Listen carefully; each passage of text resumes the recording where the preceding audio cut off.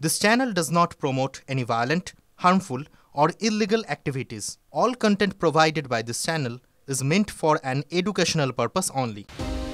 অভিষেক বন্দ্যোপাধ্যায়ের নাম করে কালনা পুরসভার চেয়ারম্যানের কাছে টাকা চেয়ে ফোনেই ৫ লক্ষ টাকা দাবি করা হয়েছে বলে অভিযোগ। শেক্সপিয়ার সরণি থানায় অভিযোগ দায়ের হতেই অ্যাকশনে নামে পুলিশ। অভিযোগের প্রেক্ষিতে কিড স্ট্রিটের এমএলএ হোস্টেল থেকে ৩ ব্যক্তিকে গ্রেফতার করা হয়েছে বলে জানা যাচ্ছে। ধরা পড়েছে জুনেইদুল হক চৌধুরী, শুভদীপ মল্লিক, তসলিম শেখ নামে ৩ জন। এদের প্রত্যেকের পরিচয় খতিয়ে দেখছে পুলিশ। খতিয়ে দেখা হয় এমএলএ হোস্টেলের সিসিটিভি ফুটেজ। তা দেখেই শেষ পর্যন্ত গ্রেফতার করা হয়েছে ৩ জনকে।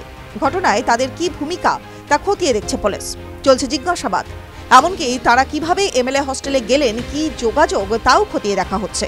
সূত্রের খবর, কালনা পুরসভার চেয়ারম্যান আনন্দ দত্তকে ফোন করে দেখা করার কথাও বলা হয়। দেখা না করলে পদ চলে যাওয়ার ভয়ও দেখানো হয় বলে অভিযোগ। তারপরেই চাওয়া হয় টাকা। আইপ্যাক ডিরেক্টর প্রতিম জৈনের নামও নেওয়া হয়েছে বলে অভিযোগ। স্পষ্ট বলা হয়, আপনাদের সরিয়ে দেওয়া হবে, থাকতে গেলে দেখা করুন, টাকা নিয়ে আসুন। দেখা করার জন্য বিধায়ক আবাসনে ডাকা হয়। এরকমই ফোন যায় কাটোয়ার পুরো প্রধান সমীর সাহার কাছেও। কালনা পুরসভার চেয়ারম্যান অভিষেক বন্দ্যোপাধ্যায়ের অফিসে জানালে সেখান থেকে থানায় অভিযোগ জানাতে বলা হয়। তারপরেই ফাঁদ পাতে পুলিশ। টাকা দিতে যাওয়ার নাম করে সাদা পোশাকে পুলিশ যায় আনন্দবাবুর সঙ্গে। বিধায়ক আবাসন থেকে ধরা হয় ৩ জনকে। কোন এমএলএর নাম করে রুম বুক করা হয়েছে তার খোঁজ শুরু করে পুলিশ।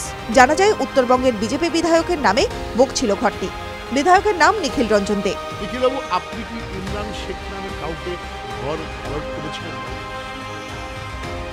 এই নামে প্রথম কথা কাউকে চিনি, নাম শুনিও না। আর ঘর অ্যালটমেন্ট করা তো দূরের কথা, যাকে আমি চিনি না, যার নাম শুনিনি, তার নামে আমি ঘর অ্যালটমেন্ট করবো কেন? তৃণমূলের এই তোলামূলি কারবার, এটা পশ্চিমবঙ্গে চিরচরিতভাবে হয়ে আসছে। আর তার মধ্যে বিজেপির বিধায়কদের নামকে জড়িয়ে দিয়ে তাদেরকে বদনাম করার একটা চক্রান্ত চলছে। সূত্রের খবর, ইতিমধ্যেই বিজেপি বিধায়ককে তদন্তের জন্য ডাকার প্রক্রিয়া শুরু করেছে পুলিশ। টিভি9 বাংলা ডিজিটাল।